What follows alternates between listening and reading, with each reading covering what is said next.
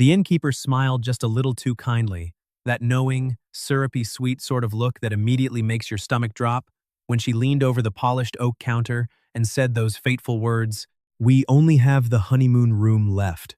I felt my chest tighten instantly, a silent alarm ringing in the back of my mind, because I knew exactly what that meant. And my brain was already screaming that this was an incredibly bad idea. But before the protest could even form in my throat, before I could suggest finding another place down the highway or sleeping in the truck, the worst possible thing happened. Lena squeezed my forearm, her grip surprisingly strong, and answered before I could even draw a breath. "That is perfect," she said, her voice bright, cheery, and entirely too convincing. "We will take it." It was perfect, she claimed, because for the next 48 hours, Lena and I were supposed to be a very believable, deeply in love couple. We were not doing this for fun, nor was it some harmless little prank designed to make her family laugh at the dinner table. This was a survival tactic, a carefully constructed shield against a storm of family pity, gossip, and the exhausting presence of her ex-boyfriend, Graham. Her grandmother had been in and out of the hospital all winter, fighting off illnesses that made everyone realize how precious and fleeting their time with her was. And after missing 2 consecutive family holidays due to her fragile health, she had voiced one simple, heartbreaking request. She wanted the entire family gathered together at the lakeside house for her 75th birthday, with no drama, no whispers, no lingering tension, and absolutely no stress. Most of all, she did not want anyone worrying about Lena, who had recently gone through a devastating breakup with Graham, the kind of man who treated apologies like a monthly subscription, offering them just often enough to keep you hooked, but never actually changing his behavior. So when Lena discovered that Graham was still coming to the celebration because he had somehow managed to insert himself into her brother's social circle over late-night poker games and expensive bourbon, she completely panicked. It was not because she still harbored feelings for him, because those had died a cold, hard death months ago, but rather because she refused to let her grandmother spend her landmark birthday watching Graham hover around Lena like unfinished business, waiting for a crack in her armor. 3 days earlier, over a pair of rapidly cooling coffees in a noisy downtown cafe, Lena had leaned across the table, her eyes wide with a mixture of desperation and determination, and laid out her plan. "I just need one clean weekend, Evan," she had told me, her fingers nervously tracing the rim of her ceramic mug. "One single weekend where nobody looks at me with those soft, sympathetic eyes, treating me like I am fragile or waiting for me to break down and run back to him." When I asked her what her brilliant solution was, she had looked me dead in the eye and said, "You." I had laughed then, pointing out that calling me stable was a deeply unromantic pitch, to which she replied that I was also incredibly good under pressure, making me sound more like a tactical operative hired for a high-stakes hostage exchange than a supportive friend. But when she leaned closer, her voice dropping to a whisper as she pleaded, "Evan, please," I knew I was already defeated. I had known Lena since we were 12 years old, surviving the awkward eras of wire braces, terrible haircuts, and the infamous year she got suspended for pouring orange juice into the principal's decorative lobby fountain because he had called her spirited during a tense parent-teacher meeting. She was still just as spirited now, only better dressed, far more sophisticated, and infinitely more dangerous to my long-term peace of mind. We had spent over a decade being the exact kind of friends that strangers misread instantly on sight, possessing a chemistry that was too easy, a familiarity that was too comfortable, and a quickness with each other that made restaurant servers assume that asking for separate checks was some kind of personal insult to our relationship. My own sister had once watched Lena casually steal a fry from my plate, slip her hand into my jacket pocket to warm her fingers, and then turn around to criticize my posture as being emotionally dishonest, before dryly remarking that normal friendships do not look like soft-launch marriages. We had laughed it off back then, because laughing at the very things we did not want to examine too closely had become our absolute best skill. But as I sat in that car, driving through a blinding winter snowstorm toward an isolated lakeside inn with a single overnight bag and a fake relationship, I had absolutely no understanding of just how disastrously this weekend was going to end for my heart. By the time my truck finally crawled up the winding, snow-covered driveway of the lakeside inn, the roads had turned into a treacherous sheet of solid black ice, and the sky had bruised into a dark, heavy purple that promised even more snow. Stepping inside the lobby was like entering a classic winter postcard, the heavy air thick with the rich scent of fresh pine needles, damp wool blankets drying by the hearth, and the comforting, crackling aroma of fireplace smoke. Lena's family had already completely occupied the main lake house further down the shoreline, which was the exact reason we had been relegated to this smaller inn down the road in the first place, searching for a quiet corner to park our fake romance. But standing there in the warm glow of the lobby, looking at the keys to the honeymoon suite, I realized the universe only creates these exact cliché situations when it is incredibly bored and exceptionally cruel. The room itself was stunning, which only made the entire situation infinitely worse, featuring a massive, rustic iron bed frame draped in a thick, hand-woven quilted blanket, a single brass lamp casting a warm, amber glow from its perch by the window, and a grand stone fireplace that was already roaring with a lively fire. There was absolutely no couch, no extra armchair that could be converted into a makeshift cot, and zero useful physical distance between the door and the bed. Lena walked in, set her leather duffel bag down on the wooden floor with a soft thud, took a slow, sweeping look around the intimate space, and then slowly turned her head to face me, her expression a mix of warning and exhaustion. "Well," she said, her voice flat but laced with a dangerous edge, "if you laugh at this, I will literally kill you right here." I took a deep breath, holding my hands up in a gesture of absolute surrender, and replied, "I am definitely not laughing, Lena." She let out a breathy sigh, rubbing her temples as she muttered, "That is only because you are in a state of absolute shock, Evan." I pointed toward the bed, my voice dry, as I noted that her family apparently booked romance-themed lodging, like a subtle physical threat, to which she responded by trying to downplay the sheer panic rising in the room, claiming that we were both adults and could easily handle sharing a single bed for 48 hours. But when she actually looked at me then, really looked at me without her usual quick-witted jokes, her bright demeanor fading to reveal the deep exhaustion she had been carrying for months, she asked quietly, "Can we though? We have handled much harder things than a single bed." Her words landed much deeper in my chest than they had any right to, because she was entirely correct. Over the span of our 12-year friendship, we had navigated the devastating waters of family funerals, unexpected corporate layoffs, midnight panic attacks, my father's emergency heart surgery, her own painful divorce filing, and my own quiet, miserable year of pretending I was completely fine after my own engagement had collapsed into dust. We were exceptionally good at handling hard, painful things together, but as I stared at the large, inviting bed, I realized that surviving tragedy together did not mean I was mentally prepared to lie beside her in the absolute silence of the night, trying to pretend that my body had not secretly harbor a deep, quiet yearning for her long before my logical brain had ever given it permission to exist. Dinner at the main lake house that evening was precisely the kind of exhausting, high-wire performance that I had been dreading ever since I agreed to this ridiculous plan.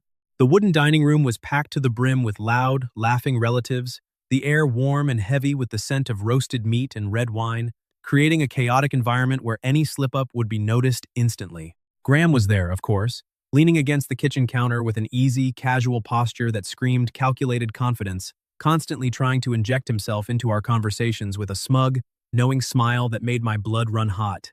Lena's mother kept darting, sharp, analytical glances across the table at us, her eyes glittering as if she were a detective, slowly putting together the pieces of a highly entertaining and delightful puzzle. Meanwhile, her grandmother sat at the head of the table, her mind as sharp and formidable as a razor blade despite her fragile physical frame, merely smiling softly and patting the back of my hand once with a quiet, knowing look that suggested she understood the entire situation far better than everyone else in the room combined. Lena played her part with a terrifying, breathtaking level of perfection, leaning her head naturally against my shoulder when she laughed, resting her hand lightly on my forearm as we navigated the crowded room, and looking up at me during family stories with a soft, affectionate gaze that made me feel as if I had been permanently built into the fabric of her life. By the time we finally said our goodbyes and began the quiet drive back to our inn through the falling snow, I was finding it increasingly difficult to separate the acting from the reality. My mind completely blurred as I tried to remember which parts of the evening were merely a performance for her family and which parts had actually been living quietly inside of us for years. The drive back was nearly silent, the only sound being the rhythmic, low sweep of the windshield wipers clearing the fresh snow, both of us too exhausted to break the heavy tension hanging in the car. Back in the room, the atmosphere was thick with an unspoken awkwardness as we took turns getting ready for bed. She changed behind the closed door of the bathroom while I changed facing the stone fireplace like some tragic protagonist in an old black and white movie, actively trying not to fail a massive moral test of my own design. Once the lights were switched off, the room plunged into a soft, shadowy darkness, illuminated only by the dying embers of the fire, and Lena slipped into the bed beside me, maintaining a careful, deliberate space between our bodies, neither of us speaking a word as the heavy silence of the winter night settled over us.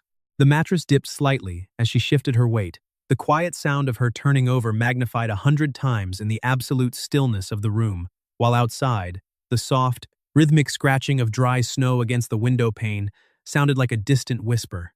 Somewhere deep in the old building, the ancient radiator pipes knocked and groaned in the walls, a comforting, mechanical heartbeat that did little to soothe my racing thoughts as I stared wide awake at the dark ceiling. I was just on the very edge of finally drifting off into a restless sleep when I suddenly felt it, a sensation so light and unexpected that it made my entire body freeze instantly. Her fingers, delicate and barely pressing down, started at the very base of my neck, right where my hair met my collar, and began to slowly, deliberately, trace a line straight down my spine through the thin, worn cotton of my t-shirt.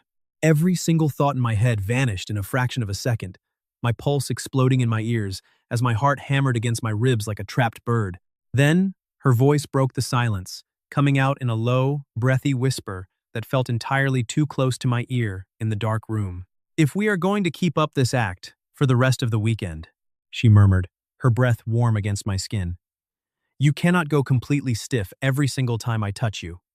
I lay there, absolutely frozen, knowing deep down that my first mistake was failing to move away, but my second, far more dangerous mistake was choosing to answer her with absolute, unfiltered honesty. "I am stiff," I said, my voice sounding rough and incredibly quiet in the dark, "because you are currently tracing my spine, as if we are either happily married or in some massive amount of trouble." Lena's fingers stopped moving instantly, hovering directly between my shoulder blades, and for one terrifying second, I thought she was going to pull her hand back completely, leaving me cold and filled with immediate regret. Instead, she let her hand rest there, the gentle weight of her palm pressing against my back as she whispered back into the shadows, "Maybe we are a little bit of both." That response did absolutely nothing to help my rapidly unraveling self-control, prompting me to slowly roll onto my back so I could look up at the dark ceiling, my eyes straining to catch any glimpse of her face in the dim room. "Lena, what are we doing here?" I asked, my voice tight. "You cannot just do things like that and then sound so incredibly casual about it." I heard her let out a soft, self-deprecating laugh beside me, a sound that lacked any of her usual bravado, as she whispered, "I am definitely not feeling casual right now, Evan." There it was, the sudden, terrifying shift in the air, the complete absence of any teasing tone or playful performance, replaced instead by something far lower, heavier, and undeniably truer than anything we had ever allowed ourselves to say out loud. I slowly turned my head on the pillow to face her, her silhouette barely visible in the dim, amber glow of the dying fire. "Then, what exactly are you?" I asked, the weight of the question hanging heavily between us. The silence stretched out, long and agonizingly tense, before she finally whispered a single word, "Tired." It was a fair answer, but we both knew it was not the whole truth, and because I had known her for over a decade, I refused to let her hide behind her exhaustion. So I finally asked the one crucial question I should have asked before I ever agreed to pack a bag and drive out here with her. "Why did you choose me, Lena?" I asked quietly. She shifted beside me, the rustle of the sheets loud in the quiet room as she rolled onto her back to look at the ceiling alongside me. "That is an insulting amount of confusion coming from someone currently sharing a one-bed honeymoon room with me," she said, a hint of her usual sarcasm returning. But her voice quickly softened as she continued, "I asked you, Evan, because I knew you would never take advantage of this situation." The words landed in my chest, first bringing a sense of warmth, but then the deeper, more complex weight of her statement settled in, because there was so much more packed into that sentence than simple trust or convenience. I kept my voice as even and controlled as humanly possible as I replied, "We both know that is not the only reason." The sheer honesty of her next breath nearly broke me completely as she folded one arm under her head and whispered, "No, it is not. I asked you because you are the only person who makes me feel completely safe when the rest of the world gets too loud. And because if I had to pretend to be happy with anyone for a weekend, you were the only person I could stand being this close to." My pulse had officially become an active crisis, my heart thumping so loudly I was certain she could hear it. "Lena, you asked for honesty, and there it is," I said, my voice thick with emotion. The room felt smaller now, warmer too, as if the heat from the stone fireplace had somehow stretched all the way across the wooden floor and settled directly into the bed between us. I swallowed hard, staring into the dark as I told her, "You have to know, that is not an easy thing for me to hear." Her voice was incredibly soft, almost pleading, as she replied, "I know." "No," I said, turning my body slightly toward her. "I don't think you actually do. With you, Lena, there has always been a specific point where the joke stops being a joke, where the playfulness ends, and neither of us ever says anything useful after that." I heard her let out a long, slow breath that sounded entirely too much like agreement, her voice barely audible as she whispered, "Maybe I am finally tired of that part too." That was the exact second the entire room changed, not because she leaned over to kiss me, and not because I reached out to touch her, but because suddenly, both of us were wide awake inside of a feeling we had spent years actively pretending did not exist, and neither of us trusted the ground beneath us enough to make the first move. Suddenly, a phone buzzed sharply on the nightstand, the harsh, vibrating noise shattering the fragile spell we had just woven around ourselves. Lena muttered a quiet curse under her breath, reaching out to grab the glowing device, and the sudden light cracked the tension just enough for breathing to become a physical possibility again. "It is my mother. I... does," she said, her voice shaking slightly as she read the screen. "Apparently, my grandmother wants us at the main house early for breakfast." I let out a low groan, remarking on how relentless her family was, to which she offered a tired, wry smile, whispering, "My family is bored, Evan." And a bored family is a dangerous thing. The morning did absolutely nothing to improve the thick, complicated tension that had settled between us like a physical weight. The main lake house was an absolute storm of activity when we arrived, filled with the loud voices of relatives, the overwhelming warmth of a busy kitchen, a mountain of breakfast food, and the heavy presence of family members who possessed the unique, terrifying ability to smell romantic tension, the way a hunting dog smells a storm on the horizon. Lena sat directly beside me at the long wooden breakfast table, keeping one hand resting firmly on my forearm as if she had completely forgotten to stop performing her role for the audience. But unfortunately for my own sanity, my body was hyper-aware of the massive, aching difference between her performing for them and the raw honesty of our conversation in the dark the night before. Graham noticed the subtle shift too, his calculating eyes tracking our movements from across the room, and he finally managed to catch me entirely alone by the coffee station while the rest of the family was busy helping her grandmother out onto the sunny front porch. "You look incredibly tired, Evan," Graham said, leaning against the counter with a cup of black coffee in his hand, his voice dripping with artificial concern. I didn't even look up as I poured myself a cup, replying dryly, "And you look completely unemployed in spirit, Graham?" He let out a thin, humorless smile, murmuring, "Cute."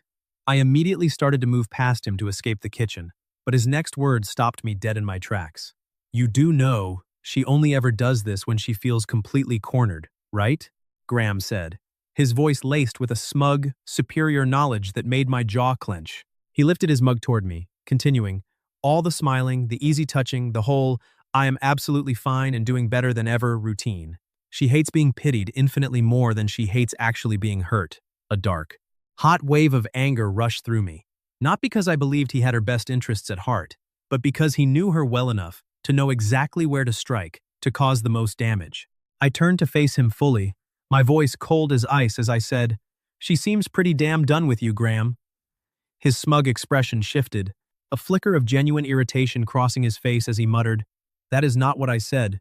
But, before the confrontation could escalate any further, Lena suddenly appeared at my side, her eyes soft and affectionate for the imaginary audience, but her posture rigid as steel as she slipped her hand firmly into mine. "There you are, honey," she said, her voice sweet but carrying a clear warning. "Grandma wants to take a family photo down by the wooden dock." Graham stared down at our joined hands, then up at her determined face, before finally looking away with a dismissive shrug. It should have felt like a massive victory, but it didn't, because the moment we stepped out of his line of sight, Lena's hand tightened around mine so hard it was almost painful, revealing to me exactly how shaken and terrified she actually was beneath her perfect facade. We made it halfway across the snow-covered yard, our boots crunching loudly in the freezing air, before I finally broke the silence, asking her flatly, what exactly did he mean by that? Lena kept her eyes focused straight ahead, her pace quick as she replied, nothing useful, Evan. I stopped walking, pulling gently on her hand to force her to face me, and said, that wasn't my question? Lena. I know, she whispered, finally stopping as we reached the steps of the old wooden dock.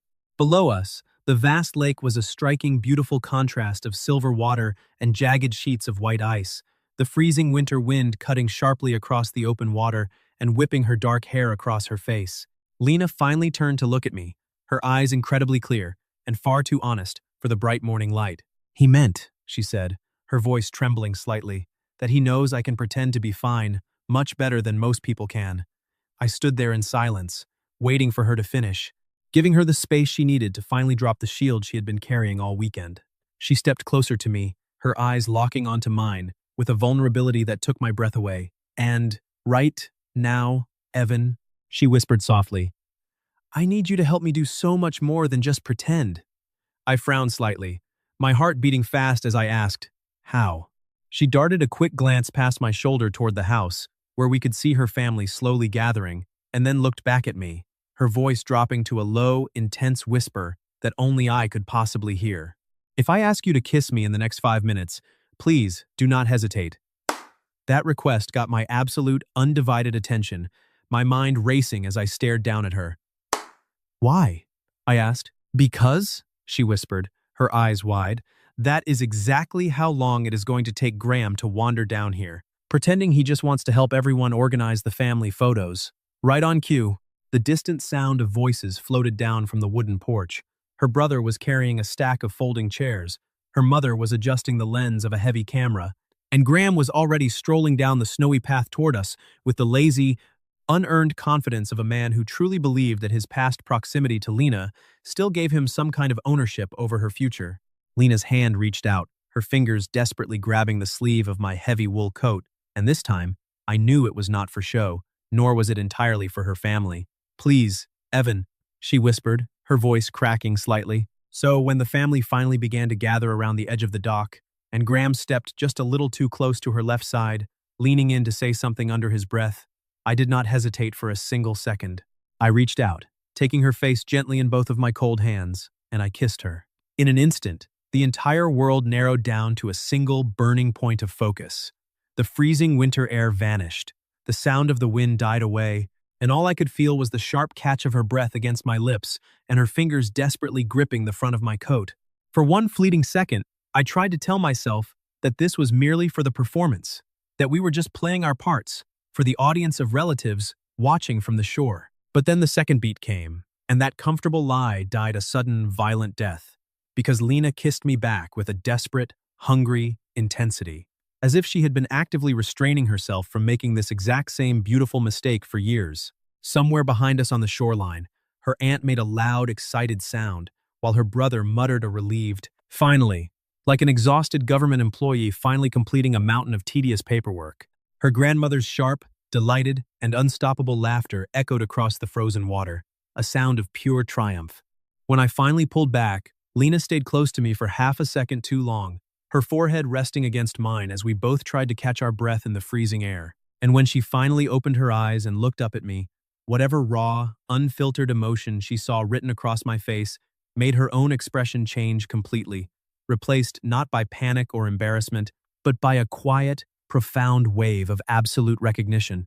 Photos first, everyone, her mother called out, her voice entirely too bright and cheerful as she waved us toward the center of the dock. And somehow, through some miracle of muscle memory, we managed to stand side by side and smile through 3 rapid-fire family pictures. Graham had completely disappeared from the dock, slipping away back toward the house, while her grandmother continued to beam at us with the dangerous, triumphant satisfaction of an elderly woman who had officially outlived the need for patience. The very second the family became distracted by a heated debate over what kind of birthday cake to cut and comments about the incoming winter weather, Lena grabbed my wrist with a firm grip and pulled me quickly down a narrow side path, leading us away from the main yard and toward the weathered wood of the old abandoned boathouse. The heavy wooden door shut behind us with a solid, echoing thud, immediately plunging us into a quiet, shadowy sanctuary smelling of dry dust, old hemp rope, frozen lake water, and aged cedar planks. Lena turned around to face me, her back against the door, and just stood there in the dim light, her chest rising and falling rapidly as she tried to process what had just happened. I decided to give her a second to collect herself, leaning back against an old wooden workbench by the wall before I finally broke the silence. "So," I said quietly. "So," she repeated, her voice shaking slightly. That definitely did not feel like we were fake dating, Evan." She let out a short, breathless laugh, dragging both of her hands through her hair in a gesture of complete overwhelm. "No," I replied, my eyes locked onto hers. "It really, truly didn't." "Do you want to tell me what exactly that was then?" Her eyes lifted to meet mine, and for the first time all weekend, there were absolutely no shields left between us, no protective humor, and no family members around for us to perform for. "That," she said, her voice incredibly soft, "was me asking you for 5 minutes of safety and somehow getting something infinitely more complicated and inconvenient." Despite the sheer gravity of the situation, I couldn't help but let a small smile slip onto my face, prompting her to point an accusing finger at me. "Don't," she warned. "Don't what?" I asked, my smile widening slightly. "Do not look so incredibly pleased with yourself while I am currently having a massive existential crisis in the middle of a dusty boathouse, Evan. I am definitely not pleased." I lied. "You are a little bit pleased," she countered, a tiny, genuine smile finally breaking through her anxious expression, though it faded almost instantly as the heavy truth of our situation settled back down between us. The memory of last night in the bed, the feeling of her hand tracing my spine, and the raw intensity of the kiss on the dock that had completely gone off script and refused to apologize were all hanging in the quiet air of the boathouse. Lena crossed her arms over her chest, taking a deep, steadying breath before she looked up at me and said, "Evan, I need to know something, and I need you to be completely honest with me." I nodded, my posture straightening as I replied, "Okay, ask me." "When you kissed me out there on the dock just now," she asked, her voice barely a whisper, "was it only because I asked you to?" I answered her far too quickly to have fabricated the response, my voice steady and resolute as I said, "No." I saw her breath catch in her throat, her chest freezing as I slowly stepped away from the workbench and walked toward her, closing the physical distance between us until I was standing only inches away from her. "I kissed you," I said, looking down into her wide, clear eyes, "because you looked at me like you were about to completely disappear into one more exhausting performance, and I realized I couldn't stand to watch you do it anymore. And," I added, my voice softening as I confessed the deepest truth I had kept hidden, "if I am being completely honest with myself, I wanted to know if what happened between us last night was only about physical proximity and nostalgia, or if it was something real." I held her gaze, refusing to let her look away, and finished, "It wasn't just nostalgia. Lena." Lena looked down at the dusty wooden floorboards for one long, agonizing second, before she slowly looked back up at me, her eyes shimmering as she whispered, "No, it wasn't." The old boathouse felt incredibly small now, warmer too, despite the freezing cold air rising from the icy lake beneath the floorboards. "I am trying very hard to be a responsible, mature adult here," I said, trying to inject a tiny bit of lightheartedness into the heavy air, to which she offered a small, watery smile, replying, "That seems highly unlike you, Evan." "It is a brand new development," I agreed, before she took one small, deliberate step toward me, stopping just short of touching me. "Evan," she said, her voice filled with a quiet, profound fear, "if we stop pretending right now, if we actually cross this line, I don't know how we ever go back to the way things were." That was the real, terrifying truth of the weekend, the actual fear that had kept us frozen in place for years. It was not Graham, it was not her family, and it was not sharing a single bed, but rather the terrifying reality of us. I nodded slowly, my heart heavy with understanding as I said, "I know." She let out a breathy laugh, murmuring, "You say that with an incredible amount of calm for someone who should be at least a little bit alarmed right now." "Oh, trust me, I am absolutely, extremely alarmed," I admitted, making her laugh softly. "Good," she whispered, looking up at me, "because I don't think I want to go back either, Evan." The silence that followed her confession felt alive, vibrating with a decade's worth of unspoken desires and hidden truths, as she stared up at me as if I had just pulled the safe, comfortable floor out from under her and handed her a dangerous, thrilling reality instead. "Even if this changes absolutely everything between us," she whispered. I stepped closer, closing the remaining space until there was absolutely no room left between our bodies, and said, "Especially then." Her eyes went incredibly bright, not with tears of sadness, but with the sheer weight of too much truth arriving all at once, before her mother's loud voice suddenly shattered the moment from outside the wooden walls, shouting Lena's name and announcing that her grandmother wanted to do the birthday toast before she got too tired to enjoy it. Lena closed her eyes, letting out a long sigh that sounded like a beautiful mixture of laughter and absolute defeat. "Of course she does," she muttered. I reached out, my fingers gently brushing against her wrist, as I whispered, "We are definitely not finished with this conversation, Lena." She looked down at my hand, then back up to my face, her expression softening into something incredibly beautiful. "No," she agreed, her voice steady. "We really aren't." We stepped back out into the biting winter cold, both of us undoubtedly looking exactly like two people who had just had their entire lives completely upended in the middle of a dusty boathouse, and were now expected to walk back to a family party and smile politely through cake and small talk. As our boots reached the wooden steps of the front porch, Lena's grandmother took one sharp, analytical look at our flushed faces, our joined hands, and the unmistakable shift in our posture, and spoke loud enough for every single relative on the porch to hear. "Well," she declared, leaning back in her chair, "it is about damn time somebody in this family stopped lying to themselves."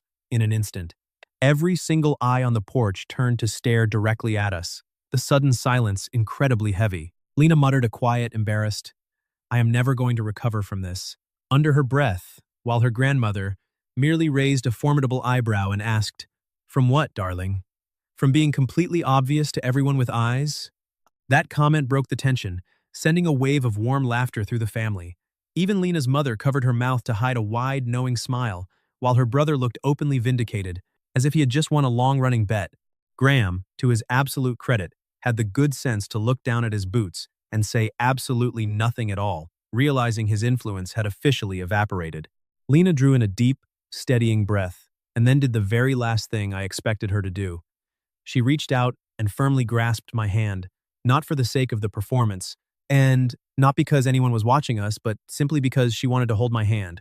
That single deliberate choice settled something profound deep inside of my chest.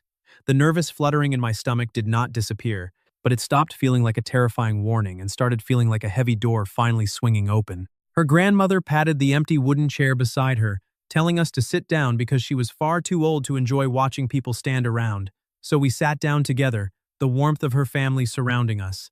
The birthday toast was supposed to be a standard speech about the importance of family, health, and gratitude. The usual things people say when they are actively trying not to cry before dessert is served. But halfway through her speech, her grandmother looked past her children, straight at Lena, and then directly into my eyes, her voice growing firm and clear as she said, "You waste an awful lot of precious time in this life waiting for the perfect moment to arrive. I am here to tell you that perfect moments do not exist. If you love somebody, you have to be brave enough to act on it while you still have the chance." Nobody laughed at that, and nobody moved a muscle. The entire porch fell into a deep, respectful silence as her words settled over us, and I felt Lena's fingers tighten around mine, a quiet, reassuring pressure that told me her grandmother's words had landed exactly where they were always meant to. After the birthday cake had been cut, the countless photos taken, and the evening had begun its slow, comfortable unraveling, the relatives gradually drifted back inside the warm house one by one, leaving the porch quiet. Her parents went into the kitchen to help clean up the massive mountain of dishes. Her brother took his grandmother inside to rest, and Graham left the property entirely without making a dramatic scene, which was honestly far more grace than he had shown the entire weekend. That left only Lena and me sitting alone on the wooden porch, watching the very last rays of cold, golden winter light fade across the frozen surface of the lake. For a long, peaceful minute, neither of us said a single word. The quiet scratch of the wind, the only sound between us, before she finally turned her head and asked softly, "Was that completely awful?" I turned to look at her, a gentle smile on my face as I asked, "Are you referring to the kiss on the dock, or the absolute public exposure by your grandmother?" She offered a faint, tired smile, replying, "Honestly, both of us being completely exposed like that. No, I said, my voice soft but incredibly earnest. It wasn't awful at all, Lena.